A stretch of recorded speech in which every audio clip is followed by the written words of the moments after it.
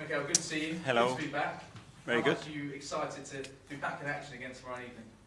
Yeah, it's great. Obviously, we had a good time to reflect and to reset and put ourselves in a really good position to go for the most exciting part of the season. And is Saka going to be available to help you with that tomorrow evening? Bukayo is ready to go. In terms of managing his return to football, because it's been more than 3 months he's been missing, what sort of role do you think we could see him play tomorrow night? How carefully are you going to have to manage his minutes? Well, all the careful thing is already done. So now it's about putting him in the grass in the right moments, but he's pushing because he really wants it. We have respected the time frame, we have done everything, and we had to hold him back even. So he's ready to go. In that case, could he be in a position where he could start tomorrow? Yeah. And how much of an impact do you think he can have now in terms of what you're saying is the most exciting part of the season now? There's much to play for. Well, it's another massive weapon that we have with him. We know the impact that he's had in the team and how important his role and his contribution is to our success. So great to have him back, obviously. And elsewhere, how are Ricardo Calafiori and Yuri Timber doing in terms of their availability for tomorrow? Yeah, well, Ricardo unfortunately picked up an injury again with the national team. Really unfortunate the way it happened. It could have been much worse. So hopefully it's going to be a matter of weeks. But we'll have to see how that injury evolves. And Jurian, he was ill for a long period, quite badly. He's felt much better in the last few days, so he's available. And we just met Andrea Berta. How excited are you by the appointment that the club have just made? Yes, I think it's a big addition to the club, a big addition to the team, a team that is already formed with a lot of great people. Well, Rich leading it, obviously, but as well with James, with Jason, with a lot of people at the club that they've been doing such a good work. So it's about building out that chemistry, and I believe Josh has been fully involved in the process as well. So we are all very excited to have him.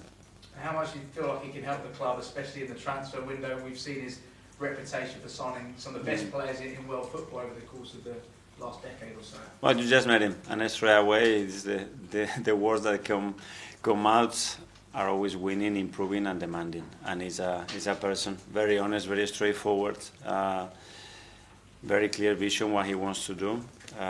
He was so willing to join us, which is a very positive thing as well, because he had many other possibilities, and he's chosen to come to us. And now it's about us giving him the support and all the understanding of the situation and context straight away, and for him to start to do what he's already done for many years at the highest level, which has been very impressive. Finally, 9 matches left to play in the Premier League. What do you think is possible for Arsenal between now and the end of the season? It's possible to win tomorrow, and the preparation is to be better than Fulham and beat them tomorrow. And if we do that, we're going to start to generate a good momentum. It's going to help for both competitions. Thank you. Vishali from the Premier League. Hi. Just to confirm, is Ricardo's injury, it is a knee injury? Sorry, is? Ricardo Calafiori, it is a knee injury? Knee injury, yeah. In terms of him, he's had a number of injuries this season, so how much of a blow is this latest one in terms of his mentality as much as his physicality? Yeah, 2 injuries. They were picked with the national team. One it was a kick, and the other one is a really bad turn twist when he slips with the surface, and the other one it was muscular. But I mean, the main 2 injuries that he had, very little to do, very unfortunate. Fulham tomorrow at home. Of course, they suffered a disappointment of being knocked out of the FA Cup at the weekend. Do you think the way that they lost that game actually makes them more dangerous opponents, because you could well expect a big reaction tomorrow night? Well, I don't know. It's always a really tough opposition. A team that is very well coached. They've been together for many years. They have great organization, a lot of individual quality, and very clear identity of how they play, how they want to approach the games, especially against us. So we're going to have to be really good tomorrow to beat them. Marcus Silva has today been speaking about Emil Smith-Rowe, the fact that he's had a lot of ups and downs this season, and he's kind of failed to find that consistency in his game. How good of a player do you feel, having worked with him, he can be? Exceptional. I mean, he's got all the attributes to become a top footballer. And that consistency, especially with us, he was enabled, especially in the periods that he had injuries, but tremendous quality. And in terms of Fulham generally, their record against Arsenal recently has been good. They, of course, drew with you 1-1, I think it was in December. What can you take away from that game in particular, that 1-1 draw going into tomorrow's match? Well, especially that we have a lot of dominance and quite a lot of chances, both open and set pieces wise, but they were very clinical in what they do. And the first chance, especially when we were very on top of the game, they managed to score the goal, and then obviously they sit back and reduce the spaces, and it's a team that is well organised. George, BBC. Michael, I'll just take you back to the international break when Lewis Kelly scores that goal. Where was you, and how's he been this week? Because he was buzzing after, so what's he been like on the runner squad since he's come back? Great moment. We are also happy for him. So unusual to see something like this on your debut, especially a fullback scoring the goal in the manner that he did for his country. So a very special week for him. Bakayo, I know you mentioned he could start, but will he start tomorrow?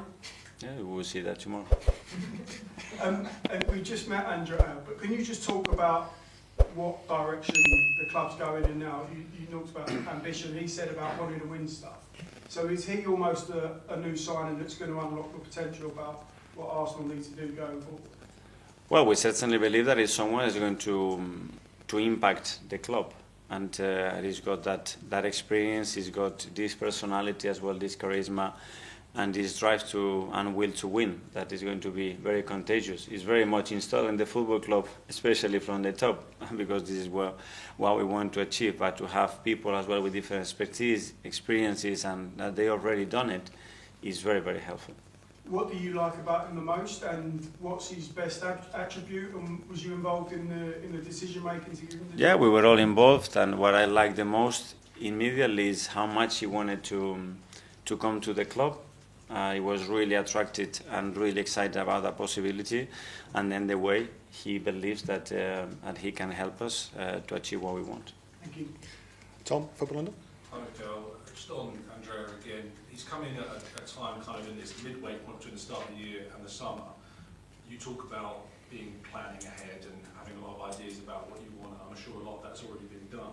So what's that dynamic going to be like with somebody coming in with already established plans in mind, but also someone who wants to bring their own ideas? Well, that's what I mentioned, that the good thing is the strong team that we already have in place, you know, and all the work that the recruitment that Jason, James, and all the boys they've been doing, and everything is prepared. And then that planning has to be tweaked, because before you plan and you execute, most of the times ends up being a bit different. But the direction, the vision, and what we want to do is clear. He will jump on board of that, and hopefully he will twist it and make it better. That's why he's here. We heard from Thomas Tuchel over the international break, first chance to really hear him speak after the start of his game. So one of the things he talked about was, he made reference to the fact that Declan Rice played in the 7-1 win over PSV, and this idea of rotation and picking players of importance, even when perhaps there's ideas about giving players rest from their club teams as well.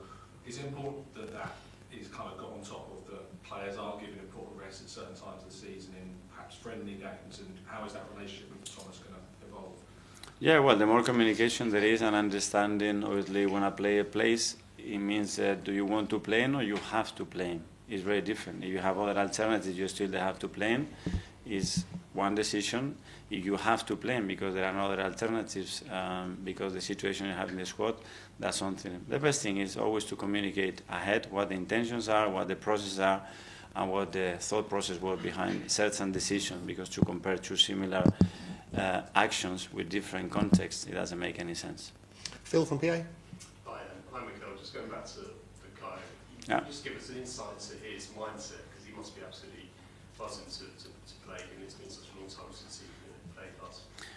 Well, it's more the energy that he transmits, you know, that he's missed the thing that he loves the most in his life, which is to be around the team, to play, to train, and to compete at the highest level. And the fact that he's able to come in the most important part of the season, obviously, is a massive boost for him and to the team as well. And just because he hasn't played since December, are you confident that he'll be able to hit the ground running? Because obviously you've got Madrid next weekend. Yeah, especially to get that out of your head, you know, that you haven't played for 3 months, but you played for the last 48 months. So 3 in 48 is a very small percentage. So yeah, I haven't done maybe the housekeeping duties for a week, but I've done it for 10 years. So I know what to do it, I know how to sustain it, and I'm clever enough to maintain that. The habit is certainly there, so don't think about that. Okay, the last couple in the live section. Firstly, gentlemen here, I think Via played Denmark. Canopus, yeah, sorry. About Martin Odegaard. Can you explain us what does it bring to your team and what his qualities? I need a lot of time to do that. It's great. He's the captain. He's one of the most important players. His consistency levels are incredible, and yeah, it's a player that defines our way of playing. That's where I would put it, basically. And why did you choose him to be the captain now for 2 years? Well, because we believe he's the right role model for the club and for the team. Okay, and finally for the live section, we'll go to Mel. Hola, Miguel. Hi. Quedan 9 partidos hasta el fin de la temporada y también estás en los cuartos para la Champions League. Mm-hmm. ¿Cuáles han sido los aspectos más positivos que has visto del equipo hasta ahora? La capacidad de adaptarse a situaciones muy difíciles, sin ninguna duda. ¿Y por qué? Porque hemos tenido muchas situaciones difíciles, muchísimas lesiones de jugadores muy importantes durante mucho tiempo y también muchísimas sanciones y jugar muchos partidos con 10 jugadores. Y la capacidad que tiene el equipo de competir, de rebelarse contra eso y estar donde estamos, creo que tiene muchísimo mérito. Y en su debut con Inglaterra, Matthew Skelly marcó su primer gol para su país. ¿Desde cuando ha regresado, tú has visto alguna evolución o cambio en su personalidad, en su carácter, en su confianza? ¿Cómo está desde su regreso? En su personalidad espero que no, porque por marcar un gol con la selección no debería de cambiar.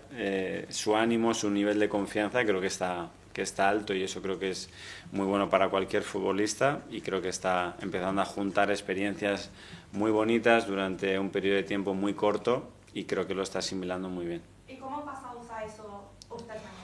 ¿Cómo? ¿Cómo pasa a usar como su cambio en confianza y su... No es un cambio, es una evolución, porque al final esto es un estado de ánimo, pero luego cada balón, cada acción que haces en un partido, ese estado de ánimo va cambiando. Sobre todo que saber que esto es parte de un proceso y es un camino que él está empezando a recorrer, que de momento todo está yendo muy bien y que hay que hacer las cosas para que eso siga de esa manera. Muchas gracias. Arsenal must be cautious with Bukayo Saka's injury return. There is, quite naturally, plenty of excitement surrounding a potential return to action for Bukayo Saka soon. However, it's worth treading with caution when it comes to throwing him straight back into action for Arsenal. Such a lengthy layoff will take plenty of time to reach top gear from once again, not least a hamstring issue that will impact those short bursts of pace. With some big games coming up and a whole career still ahead of him, Arsenal must be cautious when it comes to throwing Saka back into action. With Ethan Nwaneri impressing on the right, there is little rush to get his fellow Hale End Academy star thrown straight back into the starting lineup. Mikel Arteta can instead ease him back with some cameo appearances before deciding it is right to give him an immediate start again. Whether that will be against Real Madrid or anyone else, it remains to be seen.